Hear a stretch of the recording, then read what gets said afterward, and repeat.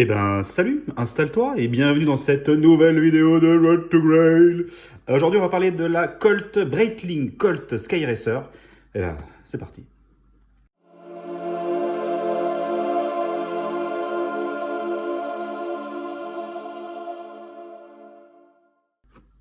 Alors salut, j'espère que tout va bien pour toi. Ça y est, je commence même les vidéos comme les youtubeurs.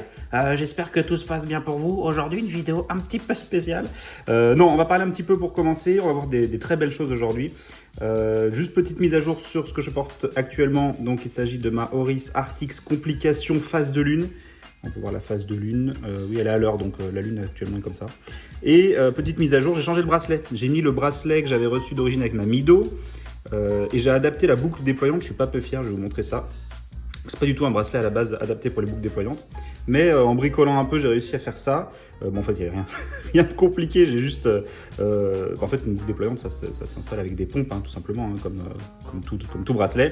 Donc j'ai bricolé ça, j'ai réussi à l'adapter tant bien que mal. On voit qu'il y a un petit défaut ici, puisqu'il y a le trou qui laisse passer normalement la boucle hardillon du bracelet de base. Bon, bah là, du coup, j'ai réussi à bricoler le truc comme ça. J'en suis assez content, ça lui donne une allure terrible, je trouve. Et le seul petit point faible, quand je la porte, c'est que les passants en fait sont pas du tout au bon endroit, comme si c'était une boucle déployante traditionnelle. Donc on bricole un peu, mais en tous les cas, je trouve que ça lui va plutôt bien et je suis plutôt content de ça. Mais on n'est pas là pour parler de ça, on est là pour parler de la Breitling Colt Sky Racer. Donc une montre assez particulière qui a été également assez décriée. Je vais ouvrir en même temps, je discute, mais on va regarder. Vous savez que je suis très attaché en plus à tout ce qui est expérience d'achat autour de la montre. Et là, je peux vous dire que la boîte dans lesquelles sont livrés les Breitling, il y a quelque chose. Donc, ça c'est la montre, on y reviendra après, on va d'abord voir ce qu'il y a dans la boîte. C'est une montre que j'ai eu la chance de me faire offrir pour mes 30 ans. Donc tous mes amis et ma famille ils sont tous cotisés et ils m'ont fait ce cadeau-là. Donc c'est juste incroyable, merci à vous si vous retrouvez devant cette vidéo. Mais disons que c'était la première montre qui a fait sauter un de mes seuils psychologiques. Je vous en parlerai après quand on parlera du prix. C'est que c'est peut-être pas moi qui l'ai payé, mais le fait de savoir que tu possèdes une montre à ce prix-là, directement tu te dis que la prochaine que tu achètes, hypothétiquement, elle peut faire ce prix-là. Et là, ça devient un petit peu fatigant. Donc, on a vu la jolie boîte avec les deux couleurs. Et là, en dessous, alors là, attention, ils n'ont pas fait semblant. Chez Breitling, c'est quand même... Alors, malheureusement, j'ai entendu que Breitling allait arrêter de fournir les grosses boîtes comme ça et tous les trucs en cuir et tout. Bon, ça se comprend. Je veux dire, ça fait de la pollution, c'est vraiment des trucs qui servent à rien. Il y a des gens qui doivent les jeter. Enfin bon.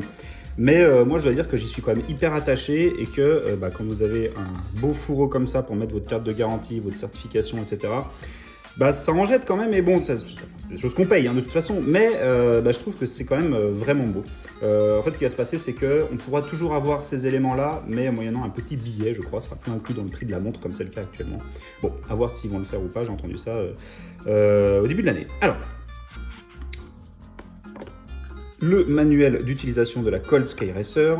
Ok, joli papier à jaune Breitling avec là l'écriture, je ne sais pas si on va le voir, qui est avec de l'encre or, voilà, encre dorée. Ici, on a la garantie internationale. Voilà, enfin, je veux dire l'explication, non, c'est ça qui est fort. C'est que ça, c'est l'explication de la garantie internationale et de la maintenance. Mais en fait, vous allez voir, c'est beaucoup plus incroyable que ça. J'y reviens juste après. Ici, on a la certification COSC, comme c'est le cas pour toutes les Breitling. Voilà.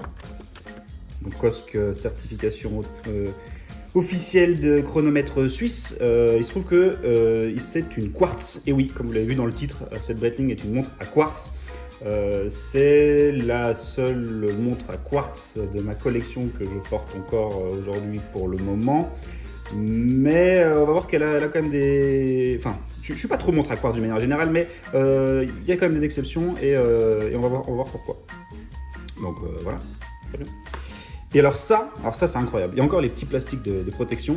Ça, c'est la carte de garantie. Et en fait, la carte de garantie chez Breitling, c'est carrément un écran digital. Donc on voit qu'elle a été achetée chez Lepage à Rouen. Garantie 2 ans, donc là elle n'est plus garantie.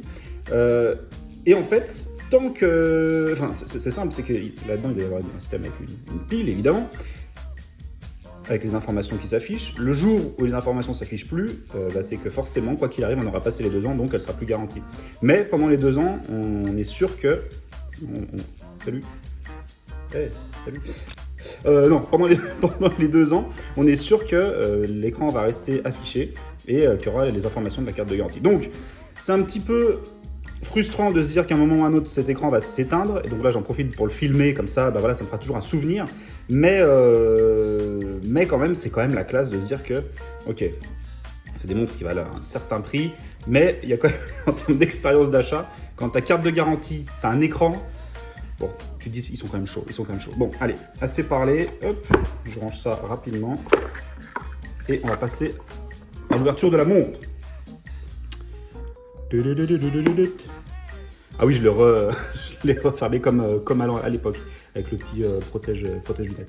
Donc voilà, cette fameuse Breitling Colt Skyracer. Alors pourquoi Skyracer? En fait, c'est un hommage à la patrouille de pilotes Breitling, qui d'ailleurs, je crois, n'existe plus.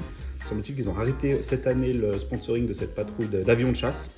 Mais voilà, c'est une montre plutôt à destination des pilotes à la base. Encore que celle-là n'a pas encore revu le ciel, mais peut-être que ça viendra un jour. Je vais la savoir. Mais voilà, donc c'est pour ça qu'ils l'ont appelé Skyracer, c'est un hommage à cette patrouille de pilotes de voltige chez Breitling. Hop, j'ai même remis ça, j'ai pas fait semblant, hein. Je vais l'enlever tout de suite.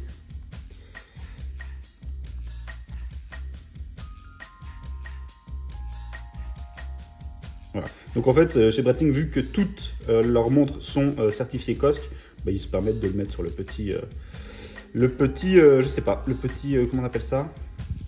Le petit, non c'est pas un poinçon, c'est, enfin bon t'as compris quoi. Okay. Donc voilà comment ça se présente, on a une complication date à 3 heures avec un joli guichet, écriture blanche sur fond noir. Une particularité de cette montre, c'est que tout est peint, il n'y a aucun index appliqué, le logo n'est pas appliqué, il est peint également. Donc ça fait un petit peu jaser. On est sur une montre en termes de tarification qui sortait à 1980 € pour une montre quartz en plastique. Alors non, c'est pas du plastique, chez Breitling on dit pas plastique, on appelle ça du Great Light. En fait, c'est un alliage qui est 3 fois plus léger que le titane et forcément super résistant, anticorrosif, hypoallergénique, résistant à la rayure, aux produits chimiques. Non, je dis n'importe quoi. En gros, voilà, ils ont fait un truc assez chouette. Une couronne vissée en caoutchouc, bon, et une lunette tournoyante unidirectionnelle. Alors ce qui est assez cool, c'est que tout est peint, mais tout est peint au Luminova, donc ça donne des beaux lume shots en fait. C'est une montre qui est assez très visible, qui reste très lisible, je pense, dans un cockpit d'avion qu'elle n'a pas encore vu. Et donc la particularité de cette montre, c'est son bracelet en fait. Donc il s'agit d'un bracelet en caoutchouc, d'accord. Okay. Donc même la boucle aussi est en Breitling Light, en plastique. Ok. Et en fait, le principe du bracelet, c'est que vous voyez qu'il y a des règles en fait sur le bracelet. Donc là, c'est une échelle, une équivalence d'échelle. Voilà. Et là, ils nous ont mis de quoi la mesure en centimètres. Et on va le faire parce qu'en fait, ils ont fait un système spécifique d'enlevage du bracelet simplifié. Alors, si je vois à travers l'écran, ça va être plus difficile. Voilà. Et donc, si par exemple, tu as un truc à mesurer qui fait, en tout cas, si tu veux le mesurer en une fois, moins de 10 cm, parce que ça fait 10 cm, et ben tu peux le mesurer avec ton bracelet de montre. Ça peut être hyper utile, par exemple, un jour où tu veux mesurer un truc. Alors, on va rigoler, on va mesurer le diamètre de la montre. Alors, j'essaie de le faire, mais c'est pas évident. Hop, et on voit que c'est à peu près ça. En fait, il s'agit de la montre la plus large que j'ai de ma collection, même si on ne dirait pas. Elle fait 46 mm de diamètre. La couronne ressort un peu. Et la lunette étant assez large, elle a une ouverture qui n'est pas si grande que ça. Donc, elle ne donne pas cet aspect de montre vraiment massive de 46 mm. Et pourtant, elle les fait réellement. Je dis n'importe quoi, 45 mm. Mais on dirait que ça fait un peu plus déjà sur mesure comme ça. Alors, je ne sais pas comment elle le mesure le truc. Non, c'est là, merci. De là, 45. Sinon, c'est ça, 45. Voilà, 45 mm, donc la montre la plus large de ma collection. On va remettre ça. Donc par contre, pour remettre, c'est un peu la tannée. On peut le remettre, mais le problème, ça va être de le repulser. Voilà. Bon, montre à quartz. Alors, une fois de plus, chez Breitling, on ne parle pas de quartz. Il s'agit d'un super quartz qui serait a priori 10 fois plus précis qu'un quartz standard. Le mouvement, c'est un Breitling 74. En réalité, il s'agit d'un ETA 955 652. Je dis pas de bêtises. 652, c'est bien ça, qu'on peut trouver dans les Breitling Colt Quartz et qu'on peut trouver également dans un SIN Mission Timer. Okay, et ils annoncent une autonomie pouvant aller jusqu'à 15 ans. On m'a offert cette montre pour mes 30 ans. Si quand j'ai 45 ans, j'ai toujours pas changé la pile, eh ben, je vous ferai peut-être une vidéo pour vous dire que c'est toujours le cas. J'en doute. Ok. Mais ouais, 15 ans, en réalité, c'est plus peut-être entre 8 et 10 ans, mais c'est quand même incroyable, je trouve, l'autonomie de cette montre. Sur une quartz traditionnelle, on va peut-être changer la pile tous les 3 ans. Bon, bah là, a priori, elle serait très peu énergivore. Sachant que l'équipée du système EOL, donc End of Life Battery System, qui fait que vous devez sans doute connaître ça, si vous avez déjà une montre à quartz, quand elle arrive en fin de batterie, en fin de pile, l'aiguille des secondes, la trotteuse, saute 4 secondes pour vous indiquer qu'il faut changer la pile. Voilà. Tout ça pour dire que c'est une montre d'aviateur qui n'a encore jamais vu le ciel, mais en fait j'ai une idée. Attendez. J'espère qu'il va répondre. Allô? Ouais. Pascal, ça va? Ouais. Dis-moi, c'est quand la prochaine fois que tu te... Trop bien fait le jeu d'acteur. C'est quand la prochaine fois que tu te jettes d'un avion? Dimanche. Ok. Ça te dit que je te file une montre et que tu me fais des petites images? Ouais, bah parce qu'en fait, elle n'a pas vu encore le ciel et on va voir si elle survit, simplement. Hein. Ouais. Eh bah super, eh bah je t'amène ça et puis tu me fais les images. Super. Merci Pascal, le jeu d'acteur. À bientôt. Ok. Donc bah voilà ce qu'on va faire. Je vous laisse avec les petites images de la montre qui se jette d'un avion. C'est parti.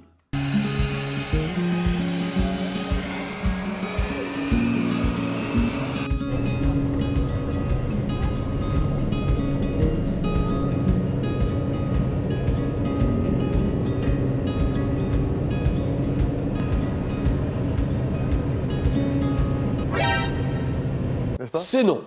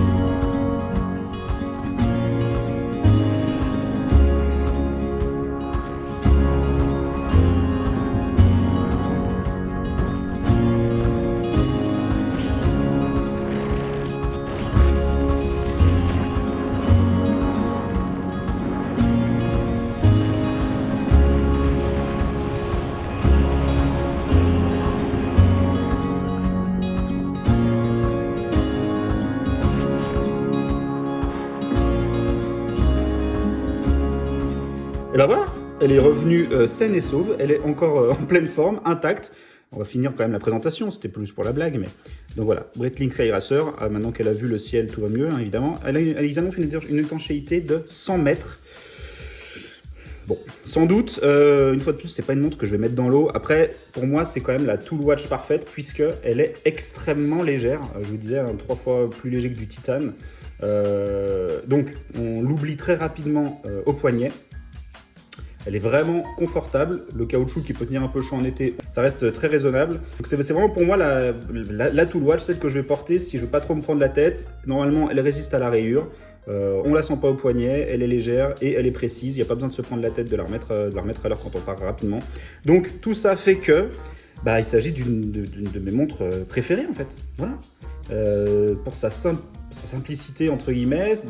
On ne se prend pas la tête avec cette montre, on sait que quand on la prend, elle est à l'heure et que elle va être confortable, donc, et qu'on ne risque pas de la rayer. Voilà. Tout ça fait que c'est une montre qui me plaît particulièrement. Je crois qu'on a fait le tour. Oui, juste à titre informatif, on est donc sur un verre saphir avec un traitement anti-reflet des deux côtés et avec ce fond noir. Alors là, à l'écran, évidemment, ça ne se ressent pas forcément. Dans la réalité, il est très fréquent que le verre disparaisse carrément. Le traitement anti-reflet fonctionne hyper bien, surtout sur les fonds foncés comme celui-là. Donc c'est vraiment très très chouette. Et voilà. Voilà, je crois qu'on a fait le tour, j'espère que cette vidéo vous aura plu. Si c'est le cas, comme d'habitude, n'hésitez pas à me laisser un petit pouce bleu et puis surtout vous abonner si vous aimez un petit peu le ton un peu décontracté de mes vidéos. J'espère que tu t'y retrouveras facilement. Et puis on se dit à très vite pour la prochaine vidéo de Road to Rail. Salut!